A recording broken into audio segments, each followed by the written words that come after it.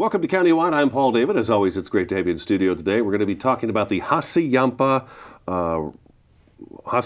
Landscape Restoration Project. I had to find in my notes here. Hassayampa Landscape Restoration Project. We have Bradshaw and Chino District Ranger Sarah Tomsky in studio. Welcome to the studio for the first time. That's right. Thank you. Welcome here. And Forest Planning Program Manager Gabrielle Kenton. Thank you for coming into the studio with us today. For more information on this, I think the best thing to do is just to Google Prescott National Forest website, and you can go in there and you can find information about the Hassayampa Landscape Restoration Project. Before we jump into that, I've had Brienne Pettit from Coconino National Forest on the Tuesday show, and one of the questions I asked her was how conditions were on the Coconino. And we know it's very dry up there, so if it's way dry up there, it can't be much better on the Prescott National Forest right now. Can you kind of clue us in on how things are going? Yeah, we're in the same boat. We have seen warmer than average temperatures, lower than average precipitation. It's pretty dry. You know, typically this time of year we'd like to be doing a little more prescribed burning on the Bradshaw district than we can do. It's just too dry. They are doing burning on the Verde district. We've had that. They've got good conditions for that ecosystem type to achieve the results they want to achieve, but we're not seeing a change in the long-term forecast, and we're just anticipating it's going to continue to be warmer and drier than average.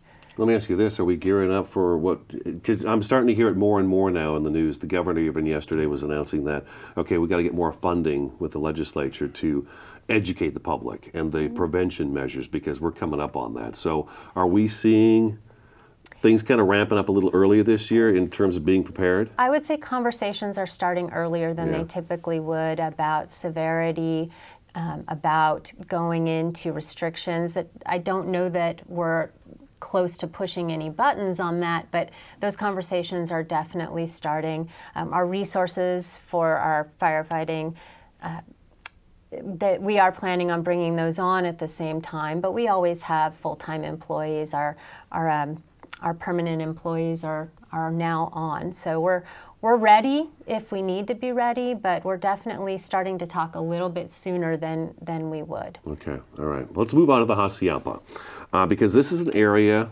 Well, could you tell me, paint me kind of a picture of what area we're talking about when it comes to the Hassayampa?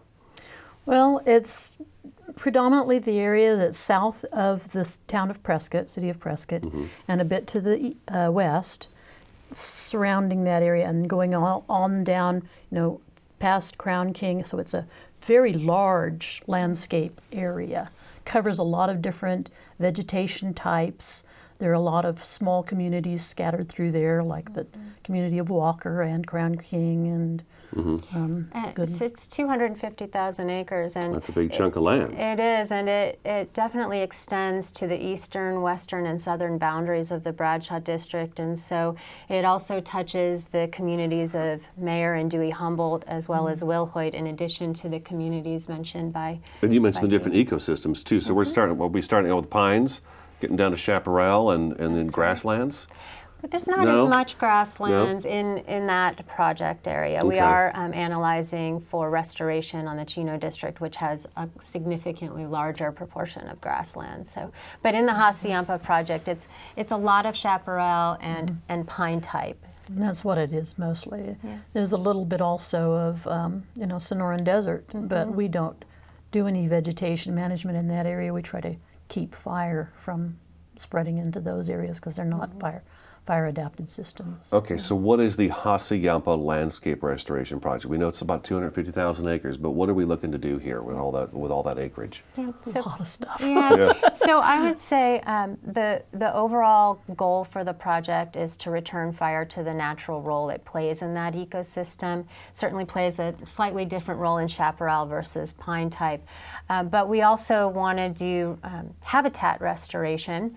And the third goal is really to do some hazardous fuels mitigation around some of those communities that are at risk.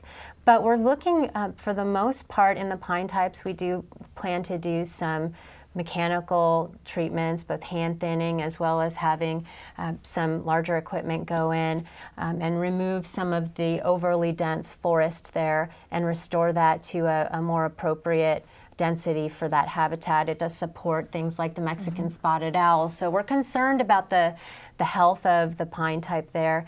And then the chaparral, a lot of that area has not seen fire in decades and decades, and while the fire return interval is certainly less frequent in chaparral, most of that ecosystem has not seen fire in too long. And so ultimately we'd like to put prescribed fire over most of that landscape. Certainly if we had a lightning ignition in that landscape and it was the appropriate time to achieve the resource benefits we'd like to achieve, then we would look at ways to utilize Mother Nature to get that work done. But we are looking at some mastication treatments around our communities at risk and doing some timber sales in there, but ultimately it's really to get fire back on that landscape and to restore that habitat and also make it a little bit safer for some of the communities that are at risk. And I think it's important to note and realize that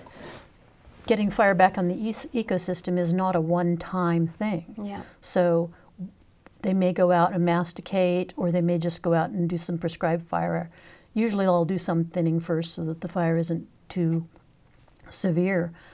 But it's going to happen again and again over the coming decades.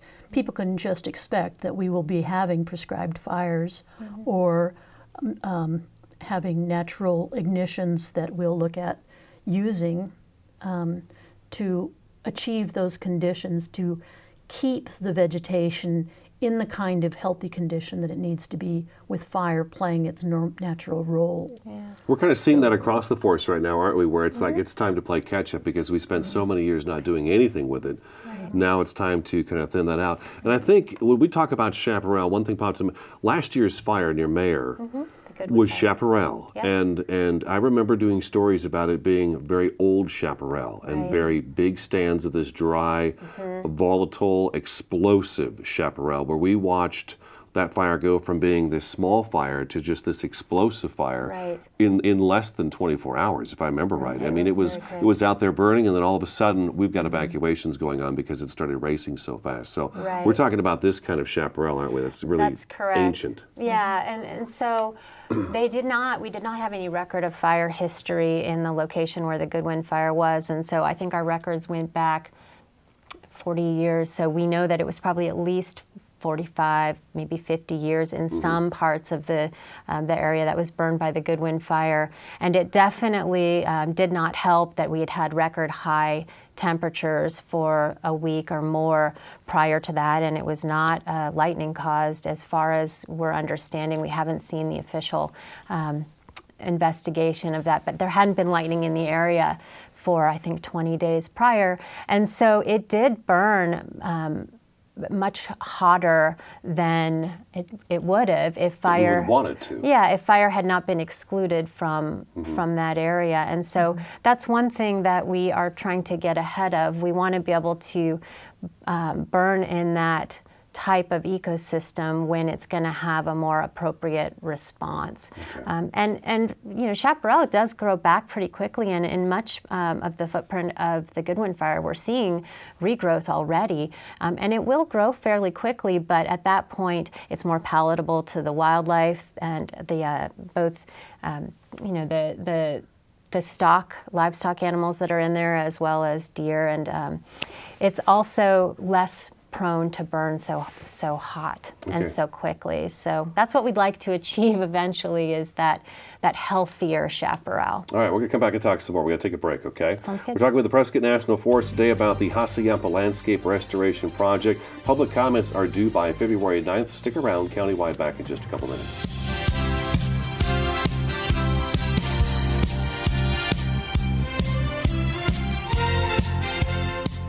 This is Bruce Morrow, Transportation Manager for Cottonwood Area Transit.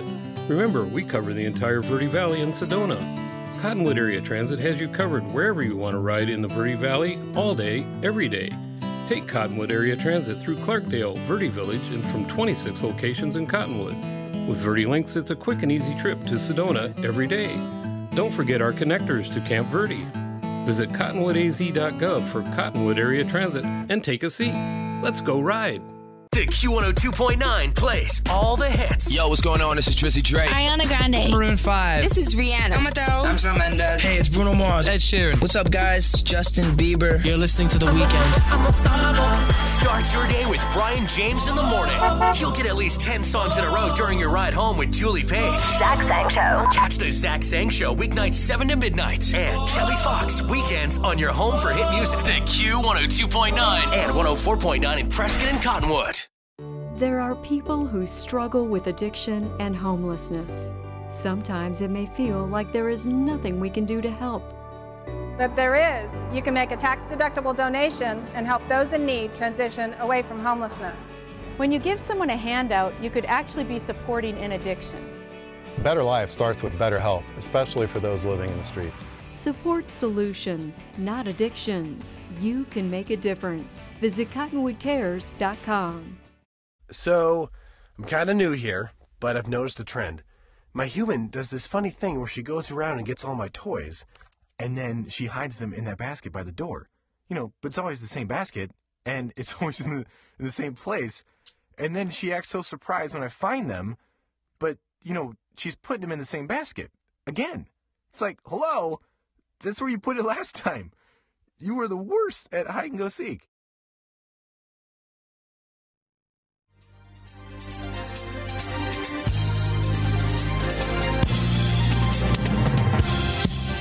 Welcome back to Countywide. We're sitting down with the Prescott National Forest. Sarah Tomsky in studio today. She is the Bradshaw and Chino District Ranger and Forest Planning Program Manager, Gabrielle Kenton. NEPA is after your title. Tell me a little bit about the NEPA process. And wait, we do want to mention that comments are due by February 9th. Tomorrow. February 9th. And the information about this Hassayampa landscape restoration project can be found on the Prescott National Forest website. So get your comments in if you feel like you need to put comments in. But anyways, tell me about the NEPA process. Well, as you probably know, NEPA stands for the National Environmental Policy Act.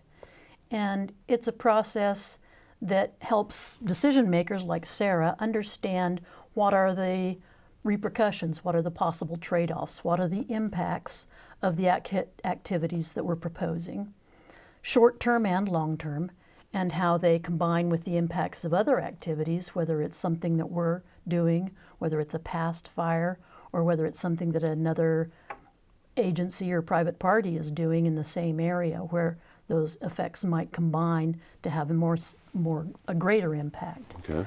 There's also a lot of public engagement that's built into the policy, where we have a scoping period when we first start off with a proposal and ask people if there are any issues that we've missed, if there's something that we're not considering.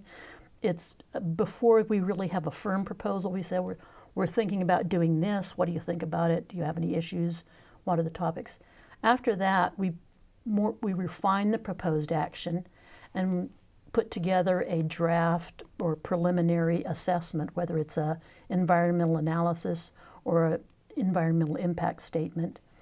And then there's a 30-day comment period generally for an environmental assessment, or a 45-day comment period up to a 90-day comment period generally for an environmental impact statement.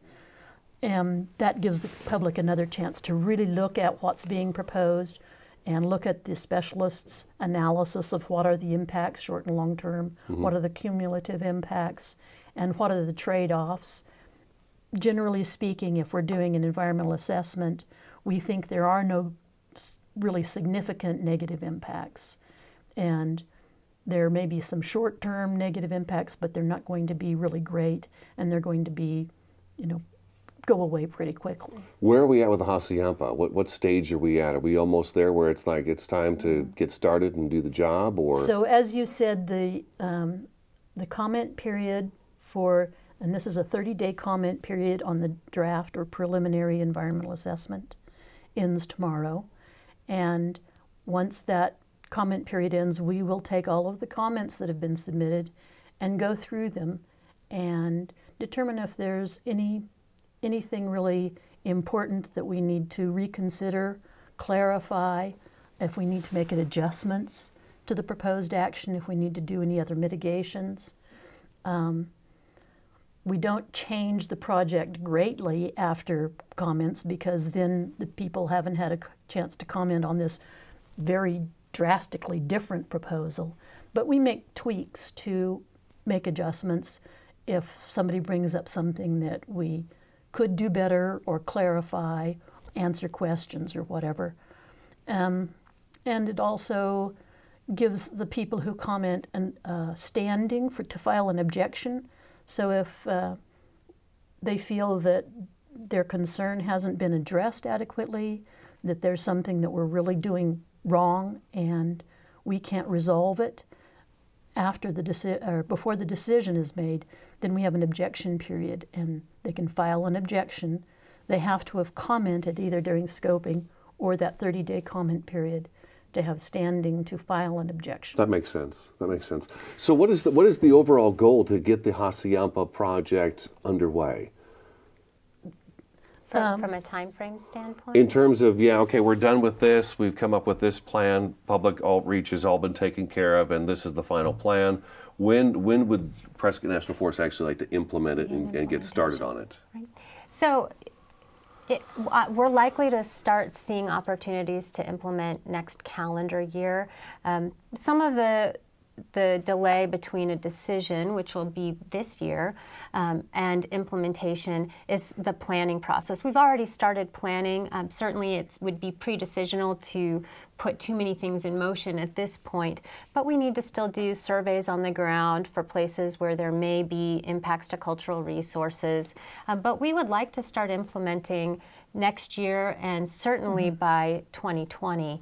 And that would be probably some key mastication treatments around some of our wildland-urban interface where communities are at risk, as well as doing some timber treatments, because once we are able to get the mastication treatments done in the wildland-urban interface and then do some of the timber treatments in the pine type, that gives us a little more flexibility to do more of the prescribed burning. So we're hoping to start implementing as early as 2019, but certainly no later than 2020. Is it safer to say sooner's better? Sooner's always better. Sooner is better, well, right? It gives us more tools that we have to be able to deal with situations that arise, whether it might be a natural ignition that could occur this fall.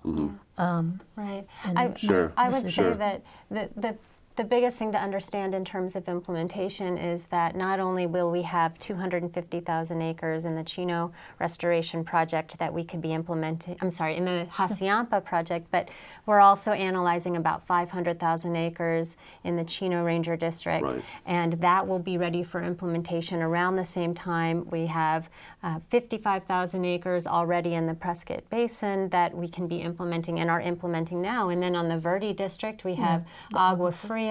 So by this time next year, we'll have almost the entire Prescott National Forest available for implementation. And at that point, it becomes about prioritization, because certainly we want to do it all, but we can't do it all right away. So we're going to have to do some pretty serious thinking about what needs to come first. Okay, let's take our next break. Okay, so they're taking public comment right now on the proposed Hassayampa landscape restoration project. Comments are due by February 9th, and then there's also the Chino landscape restoration project. When we come back from break, we'll talk a little bit about that more on the Prescott National Forest. This is Countywide. Stick around, back in just a couple minutes.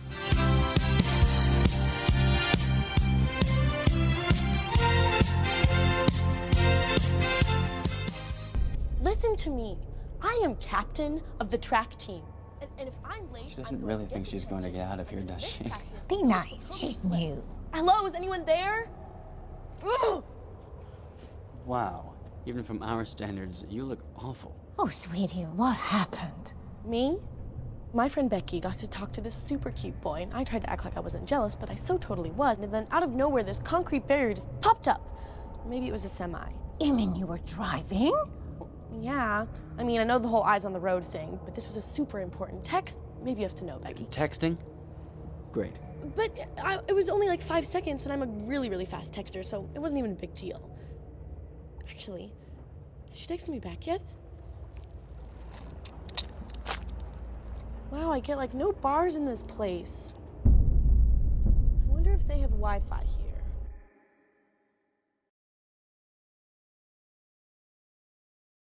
There are people who struggle with addiction and homelessness.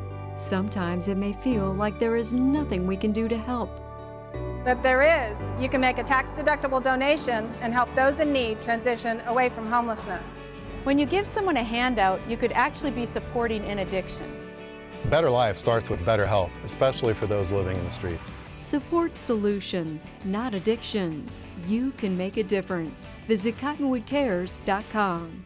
Q102.9 plays all the hits. Yo, what's going on? This is Drizzy Drake. Ariana Grande. Maroon 5. This is Rihanna. I'm Shawn Mendes. Hey, it's Bruno Mars. Ed Sheeran. What's up, guys? It's Justin Bieber. You're listening to The Weeknd. Start your day with Brian James in the morning. You'll get at least 10 songs in a row during your ride home with Julie Page. Zach Sang Show. Catch the Zach Sang Show weeknights 7 to midnight. And Kelly Fox weekends on your home for hit music. The Q102.9 and 104.9 in Prescott and Cottonwood.